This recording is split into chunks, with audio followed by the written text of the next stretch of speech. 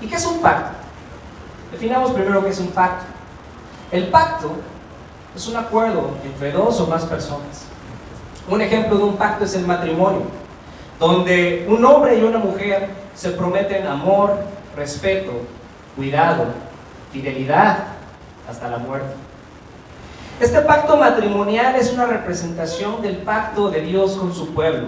Es una representación del pacto de Cristo con su iglesia, donde el hombre asume el rol de Cristo entregándose a su esposa, proveyéndole cuidado y protección física y espiritual. Por otro lado, la mujer asume el rol de la iglesia, sometiéndose en amor al liderazgo de su esposo. Eso es lo que significa el matrimonio. Y si el día de hoy estás casado y no sabías que eso significaba tu matrimonio, pues bueno, creo que es momento de que lo sepas. Y si no lo estás, pero pretendes algún día estarlo, esto es lo que significa el matrimonio. Es una representación del pacto de Dios con su pueblo.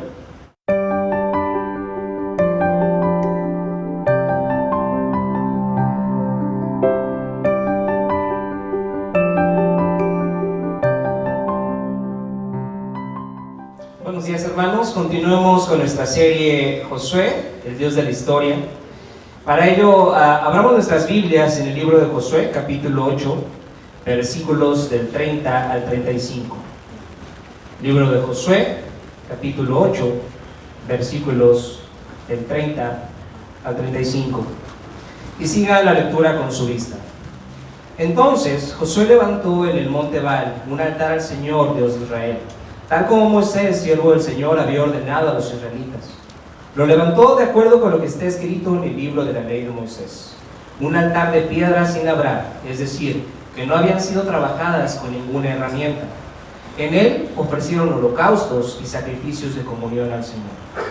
Allí, en presencia de los israelitas, Josué escribió en tablas de piedra una copia de la ley que Moisés había escrito. Todos los israelitas, con sus jefes, oficiales y jueces, estaban de pie a ambos lados del arca del pacto, frente a los sacerdotes levitas que la cargaban en hombros. Tanto los israelitas como los inmigrantes tomaron sus posiciones, la mitad de ellos hacia el monte Gerizim y la otra mitad hacia el monte Ebal, tal como Moisés, siervo del Señor, había mandado cuando bendijo por primera vez al pueblo de Israel. Luego, Josué leyó todas las palabras de la ley, tanto las bendiciones como las maldiciones, según lo que estaba escrito en el libro de la ley. De esta lectura que hizo Josué ante toda la asamblea de los israelitas, incluyendo a las mujeres, a los niños y a los inmigrantes, no se metió ninguna palabra del ordenado por Moisés. A algunos comentaristas les resulta extraño la inclusión de estos versículos en esta porción del libro de Josué. Recordemos que estábamos en un momento de guerra, donde Israel había logrado vencer a dos naciones cananeas, a dos de las más fuertes. Y estaban en esta guerra para poder conquistar por completo la tierra prometida. Recordemos que Israel ya había pasado 40 años en el desierto, y después de la muerte de Moisés, Josué los dirigió en la conquista de Canaán. Las dos naciones más fuertes ya habían sido derrotadas, Jericó y Ai. Y después de estas dos victorias, cualquiera pensaría que lo que sigue son más victorias y terminar de conquistar completamente la tierra prometida. Sin embargo, el pueblo de Israel se toma una pausa después de estas victorias para recordar el pacto con Dios. ¿Y qué es un pacto? Definamos primero qué es un pacto. El pacto es un acuerdo entre dos o más personas. Un ejemplo de un pacto es el matrimonio, donde un hombre y una mujer se prometen amor, respeto, cuidado, fidelidad hasta la muerte. Este pacto matrimonial es una representación del pacto de Dios con su pueblo. Es una representación del pacto de Cristo con su iglesia, donde el hombre asume el rol de Cristo entregándose a su esposa, proveyéndole cuidado y protección física y espiritual. Por otro lado, la mujer asume el rol de la iglesia, sometiéndose en amor al liderazgo de su esposo.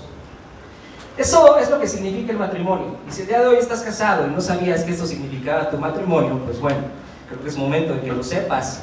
Y si no lo estás, pero pretendes algún día estarlo, esto es lo que significa el matrimonio. Es una representación el pacto de Dios con su pueblo. A lo largo de esta serie, basada en el libro de Josué, hemos estado reflexionando cómo Dios ha decidido ser partícipe de la historia, dejando en ella testimonios visibles para que recordemos que Él es real en nuestras vidas y que en medio de nuestra condición caída, Él cumple las promesas reflejadas en su pacto, estando comprometido a salvarnos por medio de la gracia inmerecida de su amor.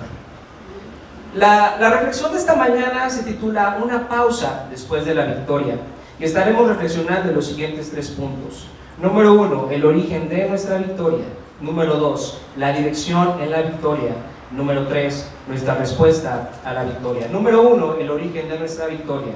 Número 2, la dirección en la victoria. Y número 3, nuestra respuesta a la victoria. El origen de nuestra victoria. Regresemos un momento a los versículos 30 y 31 de Josué 8. Y la palabra del Señor dice así: Entonces Josué levantó en el monte Ebal un altar al Señor, Dios de Israel, tal como Moisés, siervo del Señor, había ordenado a los israelitas. Lo levantó de acuerdo con lo que está escrito en el libro de la ley de Moisés, un altar de piedra sin labrar, es decir, que no habían sido trabajadas con ninguna herramienta. En él ofrecieron holocaustos y sacrificios de comunión al Señor. Es importante hacer notar cómo el autor del libro de Josué empieza el versículo 30 diciendo la palabra entonces, para ejemplificarnos que el pueblo de Israel confirmó el pacto con Dios después de la victoria de Ai. En la reflexión que tuvimos la semana pasada recordamos el pecado de Acán y cómo el pueblo de Israel había caído ante el pueblo de Ai debido al pecado que había cometido Acán. Y después de que Acán fue castigado junto con su familia, el pueblo de Israel se enfrentó de nuevo a Ai, pero esta vez lograron la victoria. Estos versículos vienen después de este momento, y entonces esto está relacionado a lo que Moisés había ordenado a Israel que hiciera una vez que entraran en la tierra prometida. Y este era el momento perfecto para hacerlo. Los israelitas ya habían vencido por completo a 2 de las naciones más grandes que habitaban Canaán, y las naciones restantes estaban aterrorizados. Piensen un momento en esto. Las naciones de Canaán habían escuchado cómo Dios había secado las aguas del Mar Rojo y del río Jordán para que el pueblo de Israel pasara a través de él. Habían escuchado todas las victorias de Israel en el desierto, y ahora Jericó y Ai yacían en ruinas. Ellos estaban aterrorizados y no se atrevían a hacerles frente por su gran miedo al Dios de Israel. Entonces, aprovechando esta circunstancia, el pueblo de Israel se dirigía hacia 2 montes, Ebal y Gerizim. En el monte Ebal, Josué levantó un altar al Señor, donde se ofrecieron holocaustos, sacrificios, diezmos, contribuciones y ofrendas. Este evento era importante para los israelitas, quienes necesitaban recordar que si ellos habían conseguido la victoria, era porque Dios estaba de su lado, era porque Dios había peleado de su lado.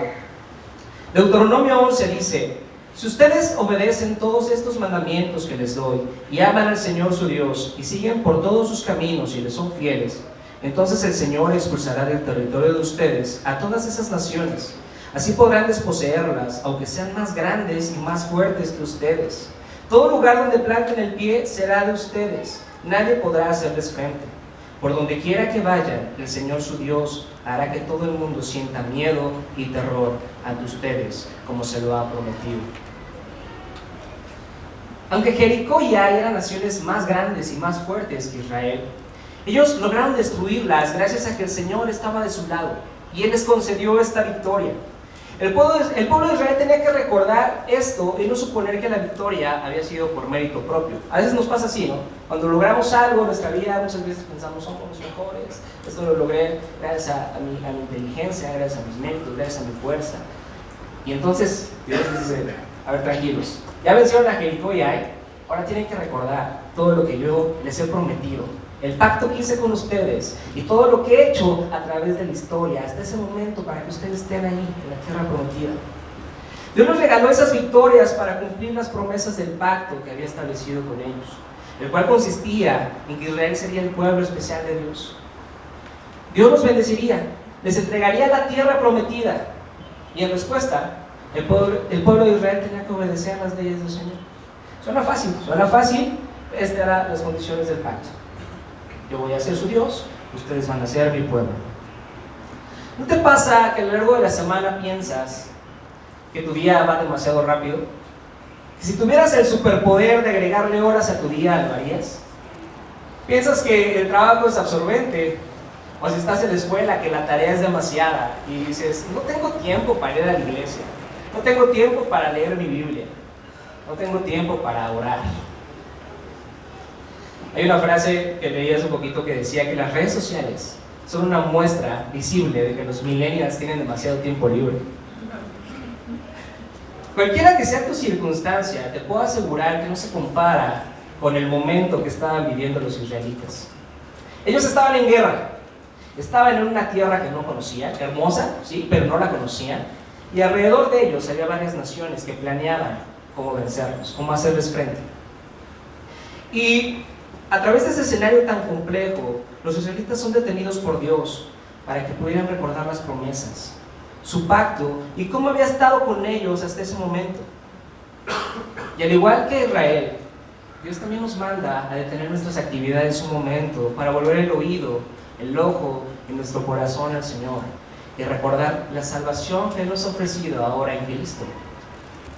Si el día de hoy nosotros podemos ver victorias en nuestras vidas, es decir, si hemos vencido batallas, si el día de hoy podemos hacerle frente a nuestra lucha con el pecado, porque les puedo asegurar que en algún momento ustedes se han dado cuenta cómo han decidido elegir a Dios en lugar del pecado, y está a la puerta.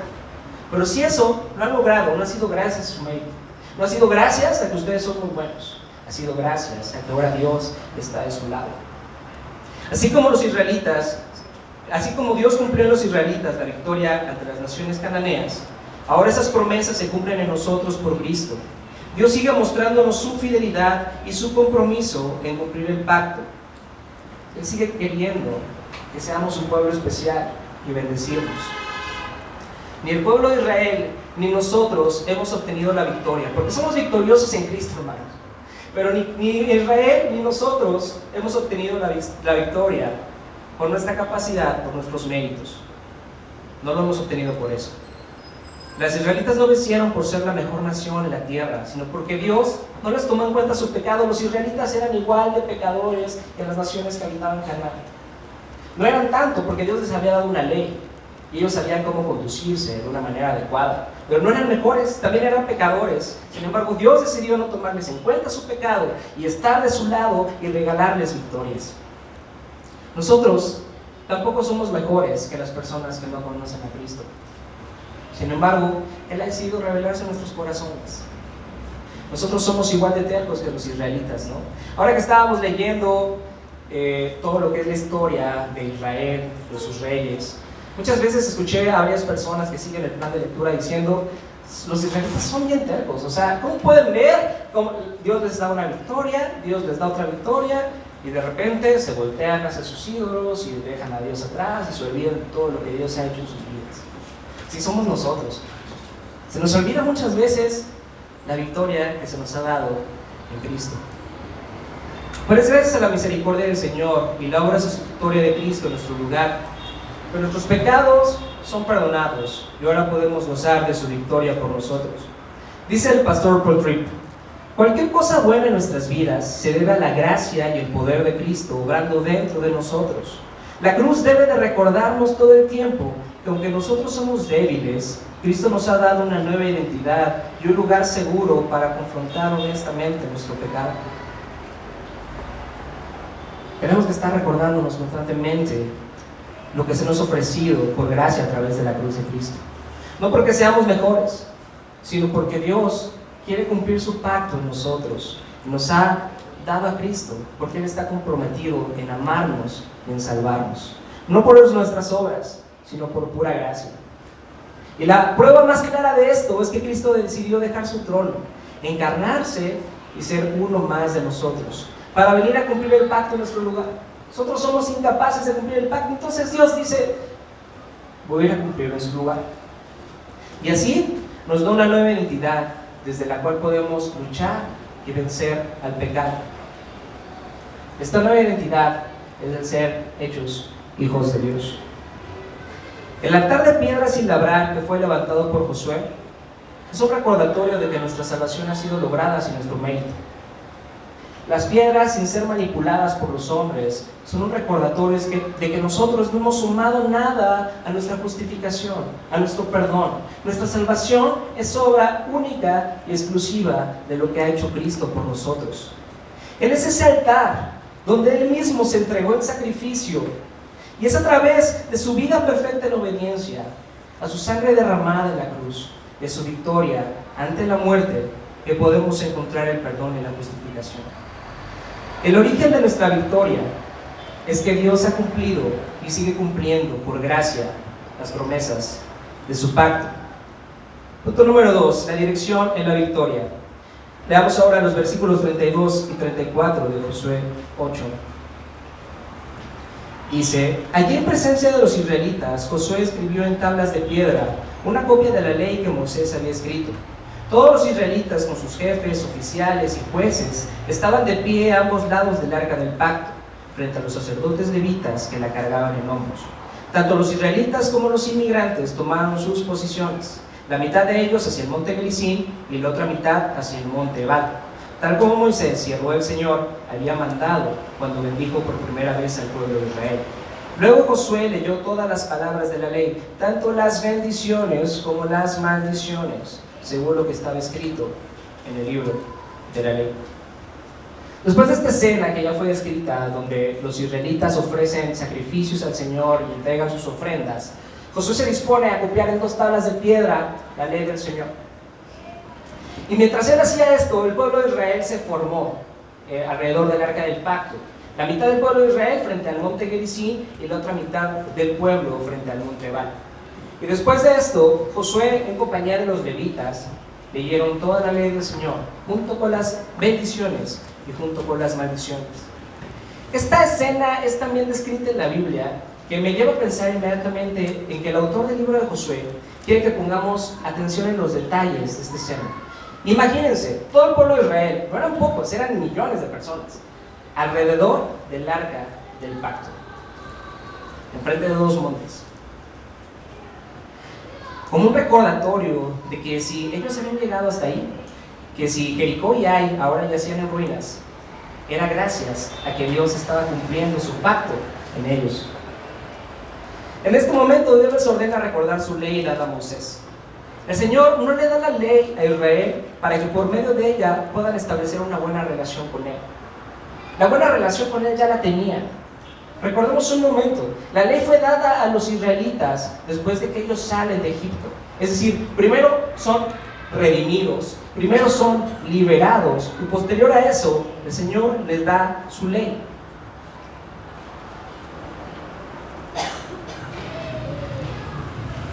De igual forma, ahora los israelitas han empezado a conquistar Canaán. Dios quiere que ellos recuerden lo que Él ha hecho por ellos desde este momento.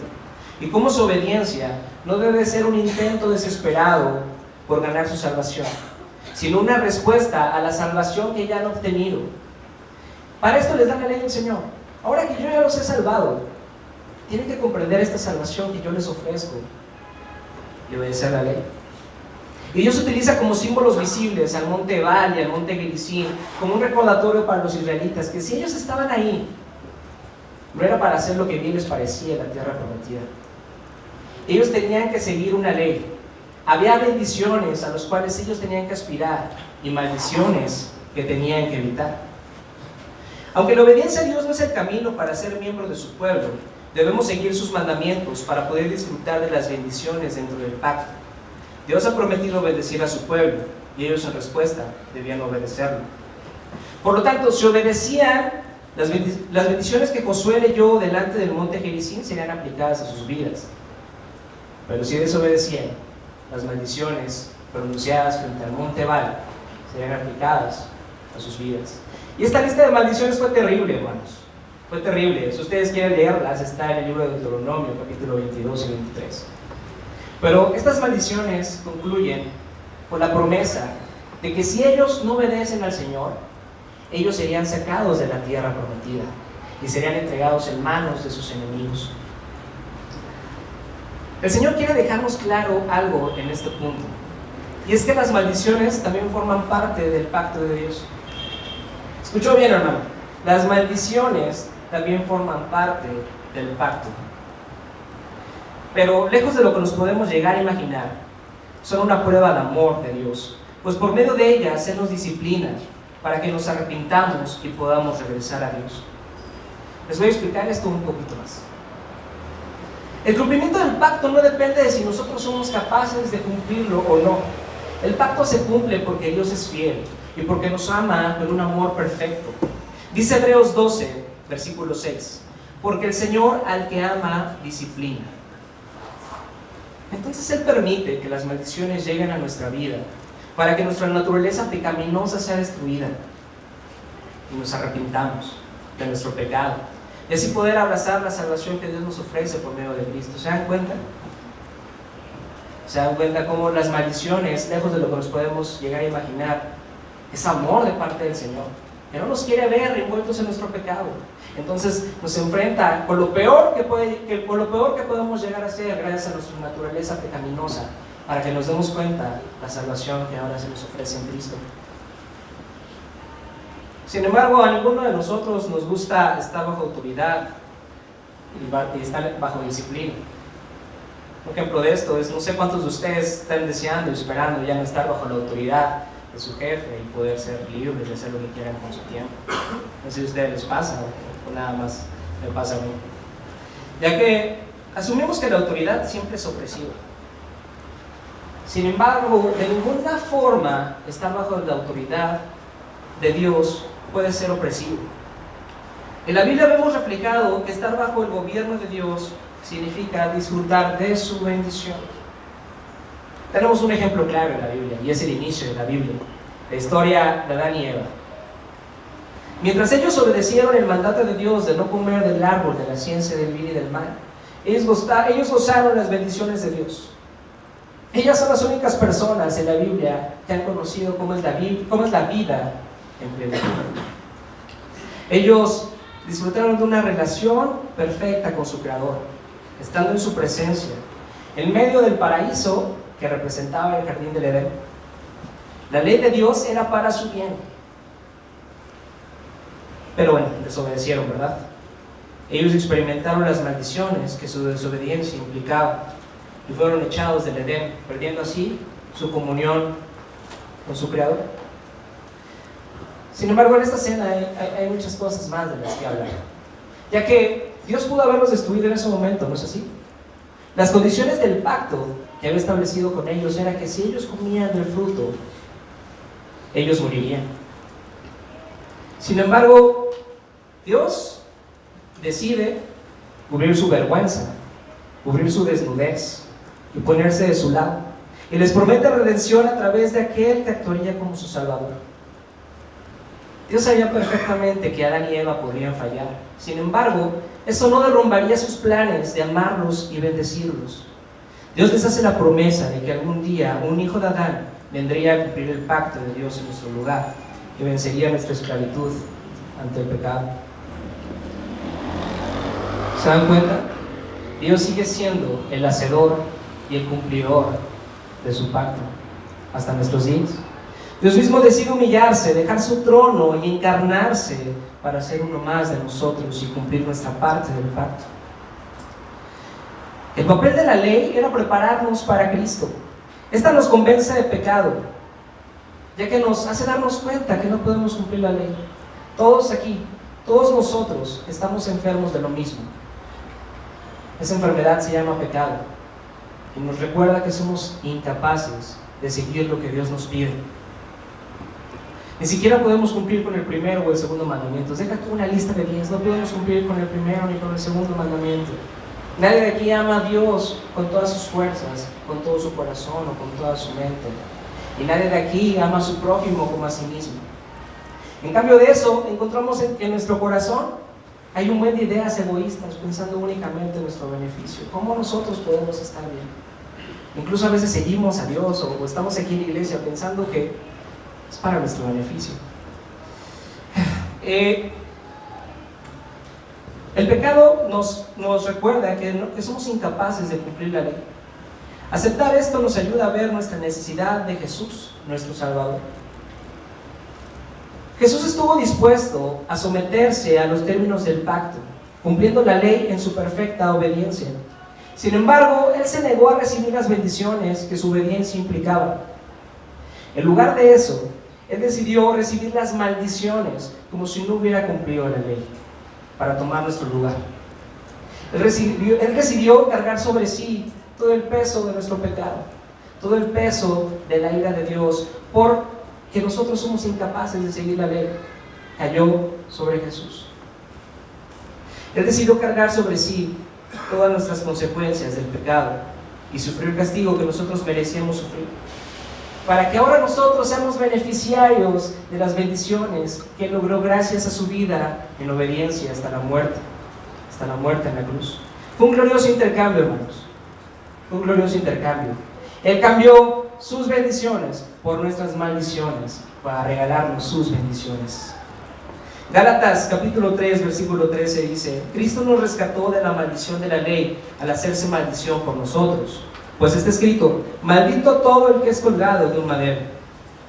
Así sucedió para que por medio de Cristo Jesús la bendición prometida a Abraham llegara a las naciones, y para que por la fe recibiéramos el Espíritu según la promesa. Y es cuando ponemos nuestra confianza en que la obra sustitutoria de Cristo es lo único que nos ha podido poner en una buena relación con Dios, es lo único que nos ha reconciliado con el Padre, no nuestras obras. Nosotros no tenemos nada que sumar a nuestra salvación. Es a partir de que reconocemos eso que las bendiciones de Dios son aplicadas en nuestra vida y podamos gozar de todas las bendiciones pronunciadas frente al monte Gerizim. La ley fue la dirección en medio de la victoria que Dios dio al pueblo de Israel para que se reenfocaran sobre quién era Dios, quiénes eran ellos, y así pudieran ver cómo Él había sido fiel en cumplir sus promesas. De ese mismo modo, la ley es nuestro guía encargado de conducirnos a Cristo, para que probemos quién es Él y lo que nosotros somos gracias a Él, para que ahora seamos justificados por la fe en Él, y así seamos capaces de comprender cómo Dios sigue cumpliendo las promesas de su pacto hasta nuestros días. Punto número 3, nuestra respuesta a la victoria. Finalmente, Josué capítulo 8, versículo 35 dice: de esta lectura que hizo Josué ante toda la asamblea de los israelitas, incluyendo a las mujeres, a los niños y a los inmigrantes, no se omitió ninguna palabra del ordenado por Moisés. Esta es la ilustración más cercana que tenemos en el libro de Josué a lo que hoy en día llamamos servicio dominical, donde todo el pueblo de Israel, incluyendo a las mujeres, a los niños y a los extranjeros, estaban juntos ofreciendo sacrificios y trayendo ofrendas de gratitud, y también leyendo juntos la palabra de Dios. Era importante esta escena donde nos narra que todo el pueblo de Israel estaba juntos meditando la palabra del Señor. La frase más repetida en el libro de Josué es: sigue o continúa hasta el día de hoy. Y aunque los versículos en los que estamos reflexionando el día de hoy no parecen estas palabras, hay algo que Dios ha dejado como testimonio de que Él se ha revelado en nuestras vidas y sigue nuestros días hasta el día de hoy. ¿Saben a qué me refiero? Su palabra.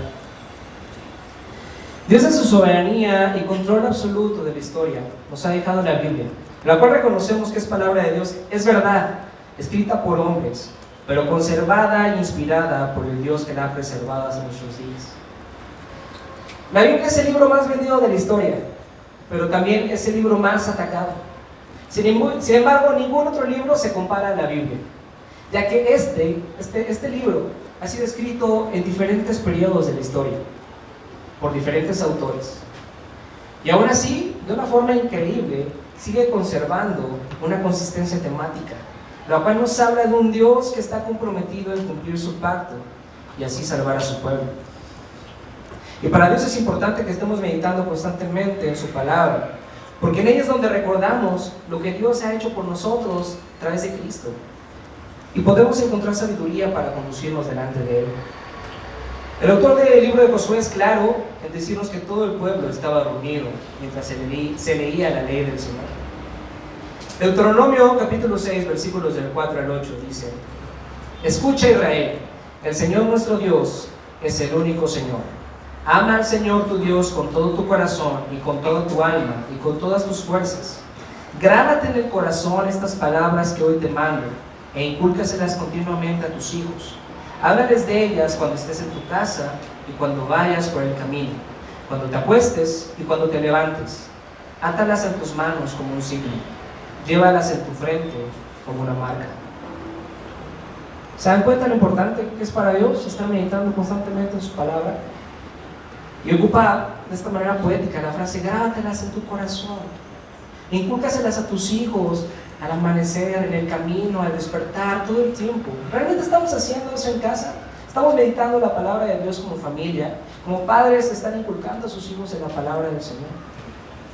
Dios nos pide grabarnos en el corazón sus palabras y pone como un ejemplo atarlas en nuestras manos, como un símbolo de lo que debemos de hacer, y llevarlas en la frente como una marca, simbolizando lo que tenemos que estar pensando y meditando todo el tiempo.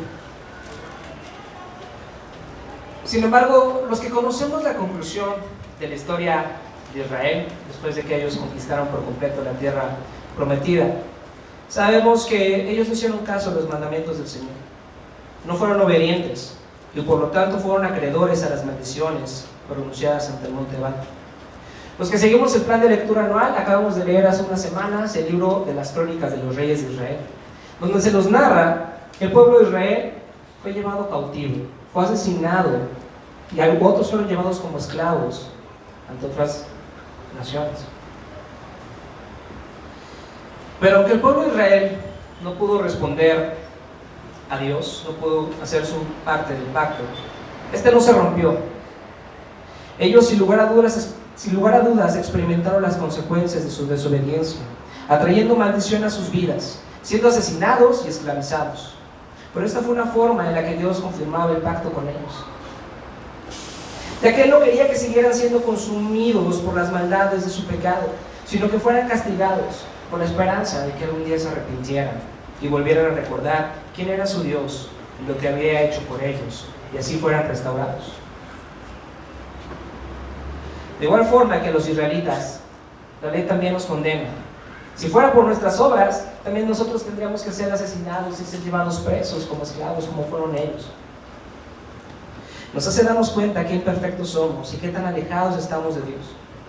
La ley es un recordatorio de que estamos caídos y que de esta condición caída, lo único que nos puede salvar es el Salvador prometido. En la carta de Pablo a los Romanos, capítulo 8, versículos del 3 al 4, dice: en efecto, la ley no pudo liberarnos porque la naturaleza pecaminosa anuló su poder. Por eso Dios envió a su propio Hijo en condición semejante a nuestra condición de pecadores, para que se ofreciera en sacrificio por el pecado. Así condenó Dios el pecado de la naturaleza humana, a fin de que las justas demandas de la ley se cumplieran en nosotros, que no vivimos según la naturaleza pecaminosa, sino según el Espíritu. Cristo es nuestro Salvador, y es gracias a sus méritos que ahora somos justificados y podamos gozar de la bendición de ser llamados, hechos sus hijos. Eso no significa de ninguna manera que no debemos obedecer lo que Dios nos pide. Sin embargo, esto es posible hasta que nuestro corazón es cambiado. Nuestro corazón de piedra, que tiende a desobedecer a Dios, que tiende a alejarse de Él, que tiende a obedecer sus mandamientos, a no querer su autoridad sobre nuestras vidas, tiene que ser transformado por un corazón de carne, que ame primeramente lo que Cristo hizo por nosotros, y que después de eso podamos ver lo hermoso y cómo la ley sí nos condena, pero también es una muestra de amor, donde Dios intenta decirles: yo quiero que sean mi pueblo escogido, yo quiero que estén bien, yo quiero bendecirlos. Y es hasta ese momento que nosotros podemos responder. De igual forma que profetizaba Ezequiel 36:26, uno de mis versículos favoritos de la Biblia, dice: les daré un nuevo corazón. ¿Quién lo dará? Dios, ¿no? Dios aquí otra vez tomando la iniciativa, igual que en Edén, igual que en el jardín del Edén con Adán y Eva. Dios tomando la iniciativa, Dios acercándose a nosotros. Les daré un nuevo corazón y les infundiré un espíritu nuevo. Les quitaré ese corazón de piedra que ahora tienen y les pondré un corazón de carne. Infundiré mi espíritu en ustedes y haré que sigan mis preceptos y obedezcan mis leyes. Vivirán en la tierra que les di a sus antepasados, y ustedes serán mi pueblo, y yo seré su Dios. ¿Se dan cuenta? Dios otra vez confirmando su pacto. Ustedes serán mi pueblo, y yo seré su Dios. Yo voy a cambiarles ese corazón de piedra que tienen, con el cual me aborrecen, y les daré un corazón de carne para que puedan amarme. ¿Por qué? Porque quiero que sean mi pueblo. Porque quiero amarlos a pesar de que ustedes quieran alejarse de mí, y quiero bendecirlos. Dios sigue cumpliendo las promesas de su pacto, pero ahora por medio de Jesucristo. Su sangre preciosa es lo único que nos puede limpiar y renovar. A partir de que Él quita nuestro corazón de piedra y nos da uno de carne, es que podemos abrazar la ley y atarla a nuestra mano y llevarla como un símbolo en nuestra frente, como una marca. Esto tiene que llevarnos a reflexionar en la razón por la cual Dios mandó al pueblo de Israel a destruir a las naciones de Canaán. Ya les dije hace un momento que Israel no era mejor que las naciones de Canaán. La única diferencia entre Israel y Canaán es que Dios estaba con ellos y los había dirigido y los había sustentado hasta ese momento. Sin embargo, no podía dejar pasar por alto el pecado de aquellas naciones. La corrupción moral y las prácticas de aquellas naciones, las prácticas que aquellas naciones tenían al adorar a sus dioses, resultaban abominables para Dios. Ellos entregaban en sacrificio a sus hijos. Ellos quemaban a sus hijos en sacrificio y en ofrenda a sus dioses. Es curioso cómo los tiempos de Josué han cambiado tanto a los nuestros, ¿verdad? En ese tiempo los quemaban, los entregaban en sacrificio a sus dioses. El día de hoy los abortan para entregarlos en sacrificio a sus dioses, que son ellos mismos. La victoria de Israel sobre Canaán significaba justicia de parte de Dios ante el pecado de las naciones paganas. Dios quería que los israelitas vencieran a aquellas naciones paganas para evitar que imitaran sus prácticas. Y tal vez en este momento digas, pero yo no adoro ningún santo, yo no voy a la villa, yo no me he dejado contaminar con las ideas de las naciones que viven alrededor de mí. Este pasaje no tiene sentido para mí. Sin embargo, tienes que darte cuenta que nuestros corazones son una fábrica de ídolos. Siempre estamos buscando algo o alguien a quien adorar en lugar de Dios. Nuestras acciones, nuestra forma de pensar, la forma en la que gastamos nuestro dinero, aquello en lo que gastamos nuestro tiempo pensando y anhelando, refleja realmente cuáles son los dioses a los que ahora servimos. Constantemente estamos siendo seducidos por los placeres que nos ofrece este mundo, ¿no es así? ¿No te gustaría tener esa casa? Con un jardín enorme, una alberca. ¿Qué tengo que hacer para conseguir esa casa? ¿No te gustaría manejar ese carro? ¿Qué tengo que hacer? ¿No te gustaría tener ese trabajo que has estado anhelando por tanto tiempo? ¿No te gustaría ser reconocido como esa persona que tanto admiras? ¿No te gustaría estar con esa mujer? Ese es el secreto de la pornografía, ese es el éxito de la pornografía en nuestros días, ¿no es así? Nos invita a estar con una mujer que no existe. Nuestras fantasías y nuestros deseos reflejan constantemente lo que deseamos para encontrar la salvación, aquello en lo que pensamos que podemos encontrar nuestra salvación. ¿Se dan cuenta cómo nuestro corazón continuamente está siendo tentado para adorar otras cosas que existen en este mundo, convirtiéndonos en ídolos, que a fin de cuentas terminarán quitándonos la vista de Dios?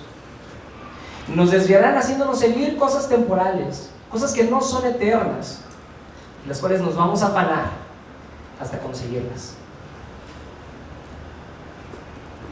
Lo único que puede ayudarnos a vencer a los ídolos es poder ver la cruz de Cristo, poder ver la salvación y la victoria que ahora se nos ofrece gracias al sacrificio de Jesús, y poder llegar a ver eso más hermoso que cualquier otra cosa creada, ver más hermoso al Creador que las criaturas o las cosas creadas.